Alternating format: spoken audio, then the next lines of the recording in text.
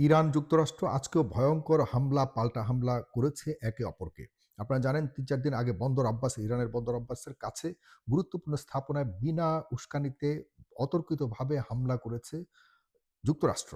তার প্রতিশোধমূলক হামলা করবার জন্য ইরানের চারপাশে যে নৌপথে আ জলদস্যুতার নামে মানে অবরোধের নামে জলদস্যুতা করছে যুক্তরাষ্ট্র, সেসব যুদ্ধ জাহাজের উপর লক্ষ্য করে ইরান ড্রোন হামলা করেছে এবং এই ড্রোন হামলার প্রতিরোধ করতে গিয়ে অনেকগুলি ড্রোনকে ভূপাতিত করেছে, দাবি করছে সেন্টকম মানে যুক্তরাষ্ট্রের পক্ষ থেকে। যদিও এটি আমি ব্যক্তিগতভাবে বিশ্বাস করি না। কারণ হলো যুক্তরাষ্ট্র সবসময় বলে যে তাদের উপরে যত হামলাই করে সবগুলোকে তারা প্রতিরোধ করছে। আর তারা যখন হামলা করে সবগুলো সফলভাবেই তারা হামলায় আ সফল হয়। এই দাবিটি আসলে সত্য নয়। আপনারা জানেন যে মার্কিন যুক্তরাষ্ট্র এবং তাদের পালিত গণমাধ্যমগুলি তারা যা বলে তাই করে। বাস্তবতা একদম ভিন্ন চিত্র আমরা দেখতে পাই। অনেক ধ্বংস হয় তাদের, তারা কখনো এগুলিকে স্বীকার করে না।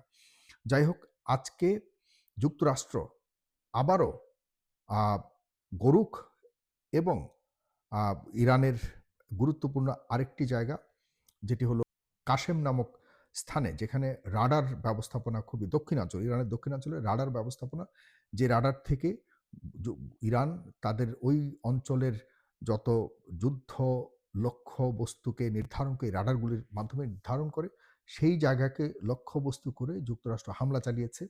সেই হামলার কারণে বেশ ক্ষতিগ্রস্ত হয়েছে অঞ্চল। এর প্রতিশোধ নিতে গিয়ে আজকে আবারও যুক ইরান যুক্তরাষ্ট্রের যে ঘাঁটি রয়েছে কুয়েতে, সেখানে ভয়ঙ্কর হামলা চালিয়েছে। সেখানে প্রায় ৭-৮টি ড্রোন হামলা চালিয়েছে, রকেট হামলা চালিয়েছে এবং বাহরাইনে হামলা চালিয়েছে। বাহরাইনে ৫ম নৌবহরের কিন্তু সদর দফতর রয়েছে। সেই সদর দফতরকে লক্ষ্য করে হামলা চালিয়েছে এবং সেখানে আঘাত হেনেছে। যদিও এটিকেও যুক্তরাষ্ট্র সেন্টকম থেকে বলেছে যে, "না, আমাদের ওখানে ওই পর্যন্ত ইরানের ড্রোন রিচ করতে পারেনি।" তারা ৭টি টোটাল হামলা ক্ষেপণাস্ত্র নিক্ষেপ করা হয়েছে। এর মধ্যে ৬টিকে তারা ভূপাতিত করেছে, আর ১টি তার গন্তব্যস্থানে পৌঁছতে পারেনি। মানে এটিও ভুল ব্যাখ্যা, বিভ্রান্তিকর ব্যাখ্যা। যদিও ইরানের পক্ষ থেকে বলা হয়েছে, আমরা একদম জায়গা মতো টার্গেট মোতাবেক আমরা লক্ষ্যবস্তুতে আঘাত হানতে সক্ষম হয়েছি। যাই হোক, এই প্রেক্ষিতে এখন পর্যন্ত যে চলমান শান্তি আলোচনা, এটির ফলাফল শুধুমাত্র শূন্য ছাড়া আমি ব্যক্তিগতভাবে কিছুই দেখছি না। কারণ হলো যুক্তরাষ্ট্রের প্রেসিডেন্ট, সে যখনই কোনো স্টেটমেন্ট দেয় ইরানের ব্যাপারে, সে একদম সম্পূর্ণভাবে মনে করে যে ইরানের কিচ্ছু নাই। ইরান সব মাটিতে মিশে গেছে। এখানে কি আমরা আছি? কি আনতে যাব? আমরা অলরেডি আমাদের B-2 বিমান কয়েক মাস আগে, ৮-১০ মাস আগে ইরানের ইউরেনিয়াম যে সমৃদ্ধ যে আ আ জায়গাটি রয়েছে, ইউরেনিয়াম যেখানে এনরিচ করা হয়, সেই জায়গাকে একদম পুরা ধূলিসাৎ করে দিয়েছে, ডেমোলিশ করে দিয়েছে। এখন যা আছে সে ডাস্ট বলে, যে ইউরেনিয়ামের ডাস্টগুলি মানে ধ্বংসাবশেষ যেগুলি রয়েছে, এগুলি মাটির নিচে চলে গেছে। আমরা যখন ইরানে ঢুকবো, সেগুলিকে আমরা মাটি খুঁড়ে সব ইউরেনিয়ামকে তুলে আমরা নিয়ে যাবো আমেরিকাতে। মানে কতটা আ শিশুর মতো এ ধরনের স্টেটমেন্টগুলি দেয়, আর সেখানে তার পালিত পশ্চিমা যে মিডিয়াগুলি রয়েছে, তার নিজস্ব মিডিয়া, সেসব মিডিয়াকে সে তুষ্ট করে এবং তারাও খুব আত্মতুষ্টিতে ভরপুর হয়ে আন্তর্জাতিক গণমাধ্যমে তারা ভুল বিভ্রান্তিকর নিউজগুলি করে।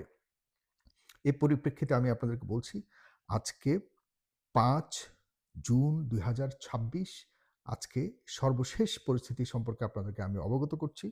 আপনারা যারা দেখছেন, আপনারা নিশ্চিত থাকেন, ইরান আজকে পাল্টা বলে দিয়েছে। ইউরেনিয়ামের কিছুই হয়নি। ইউরেনিয়ামের ব্যাপার, ইউরেনিয়ামকে নিয়ে যাওয়া থেকে শুরু করে ইউরেনিয়ামের ব্যাপারে কম বেশি এনরিচ করা, এইসব ব্যাপারে কোনো কথাবার্তা এখন পর্যন্ত হয়নি যুক্তরাষ্ট্রের সাথে। আজকেও স্পিকার বাঘের সাহেব তিনি বলেছেন যে, কোনো ধরনের কথাবার্তা যুক্তরাষ্ট্রের সাথে হয়নি, বরং দ্বিপাক্ষিক যুদ্ধ করলে আমরা এখনো পর্যন্ত প্রস্তুত রয়েছি। যেটির কারণে যুক্তরাষ্ট্র যেখানে আঘাত করছে, সাথে, সাথে পাল্টা প্রতিশোধ আঘাত করছে ইরান। আপনারা জানেন যে বাহরাইনে ইরানে যুক্তরাষ্ট্রের গুরুত্বপূর্ণ স্থাপনায় আজকে কিন্তু আঘাত করেছে এবং কুয়েতেরও যুক্তরাষ্ট্রের ঘাঁটির উপরে আঘাত করেছে। তারা কিন্তু কোনোভাবেই ছাড় দিচ্ছেন না। যখনই আঘাত করছে, পাল্টা আঘাত সাথে, সাথে তারা জবাব দিচ্ছে। অন্যদিকে আজকে ইরান স্পষ্টভাবে ঘোষণা দিয়েছে, আমরা হিজবুল্লাহর পাশে রয়েছি। এভাবে কিন্তু এতদিন বলেনি। আজকে বলে দিয়েছে হিজবুল্লাহকে আমরা কোনোভাবেই একা ছাড়বো না। ওইদিকে লেবাননের দক্ষিণাঞ্চলে অনেক এলাকা জুড়ে কিন্তু ইসরায়েল দখলদারিত্বের যে মানে ধ্বংসলীলা সেখানে চালাচ্ছে। এ অবস্থাতে আলোচনা করতে রাজি নয় ইরান। এবং যুক্তরাষ্ট্রর কথা মতো আপনি জানেন যে সেদিন যখন ইরান বলছে আমরা কোনো ধরনের আলোচনাই করব না, তারপরে কি করল? যুক্তরাষ্ট্রের প্রেসিডেন্ট ট্রাম্প তার যে জারার সন্তান নেতানিয়াহুকে ফোন দিল। ফোন দেওয়ার সাথে, সাথে বলেছে, "না ঠিক আছে। আমি কথা বলেছি ট্রাম্পের সাথে, আ নেতানিয়াহুর সাথে, এটা বন্ধ হয়ে যাবে।" সাথে, সাথে আন্তর্জাতিক মিডিয়াতে হ্যাঁ, দ্বিপাক্ষিক যে যুদ্ধবিরতি, অস্ত্রবিরতি যেটি, এটি সক্রিয় হয়েছে। ঠিক ঐদিন রাতে কথা হয়েছে, পরদিন ইসরায়েল আবারও হামলা শুরু করেছে। ভয়ংকর হামলা সেখানে করেছে। লেবাননের দক্ষিণাঞ্চল আ প্রায় বৈরুতের কাছাকাছি পর্যন্ত চলে গেছে এবং অনেক মানুষকে সেখানে হত্যা করা হয়েছে। নারী, শিশু অনেককে হত্যা করা হয়েছে এবং জায়গাগুলিকে দখল করা হচ্ছে। এই পরিস্থিতিতে মানে কতটা ভণ্ড হতে পারলে ইসরায়েল বলতেছে যে যুদ্ধবিরতিও কার্যকর।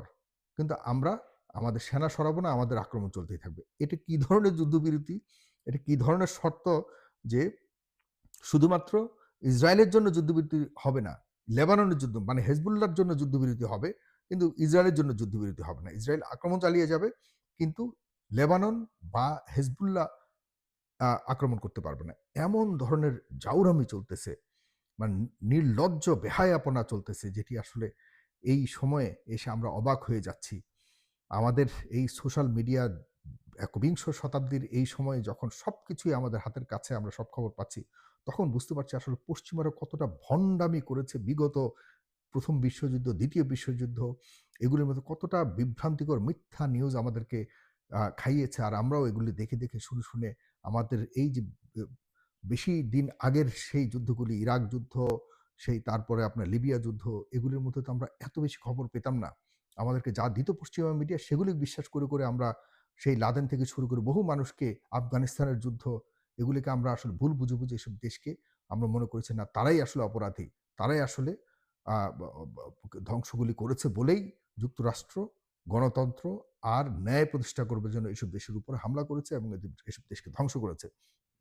আন্তর্জাতিক বিশ্বের যারা গণতন্ত্র মনা এবং যারা শান্তিপ্রিয় আ বিশিষ্ট ব্যক্তিরা ছিল, বিশিষ্ট মানুষগুলি ছিল, তারা সবসময় বলত, "হ্যাঁ, আ এদেরকে সামলাতে হবে, এদেরকে নিয়ন্ত্রণ করতে হবে, এসব দেশকে নিয়ন্ত্রণ করে শান্তি প্রতিষ্ঠা করতে হবে।" আজ দেখুন এগুলি এখন হাতে নাতে ধরা খাচ্ছে যে আসলেই যুক্তরাষ্ট্র কতটা ভণ্ড এবং নেতানিয়াহু ইসরায়েল কতটা ভণ্ড, এদের মুখোশ দিন, দিন উন্মোচিত হচ্ছে এই আধুনিক প্রযুক্তির কারণে।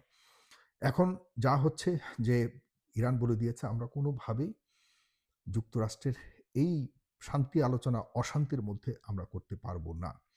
যুক্তরাষ্ট্র বলেছে, "ঠিক আছে, হুরমুজ ইউরেনিয়াম নিয়ে আমরা কথাও বলতে চাই না।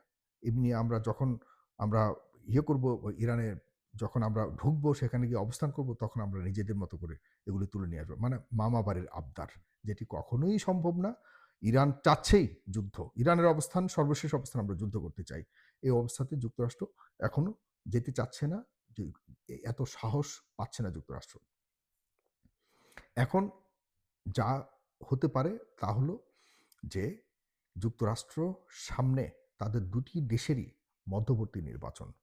যুক্তরাষ্ট্রের মধ্যবর্তী নির্বাচন আর ইসরায়েলের নেতানিয়াহু কিন্তু অবস্থা খুবই করুণ, খুবই খারাপ। তার নিজের দেশে ইসরায়েলে কিন্তু ভয়ংকর অবস্থা।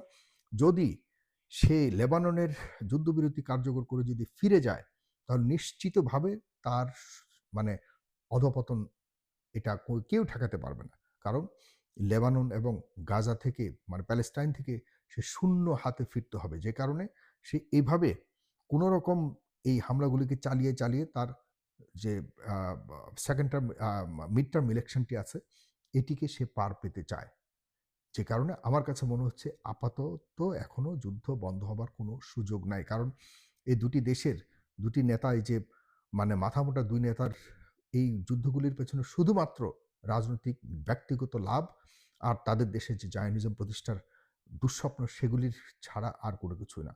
সুতরাং আমরা মনে করতে পারি যুক্তরাষ্ট্রের যে চিন্তাভাবনা, এগুলি কখনোই পূরণ হবে না এবং ইসরায়েলের আ আশা করি ইসরায়েলের ধ্বংস খুব নিকটে।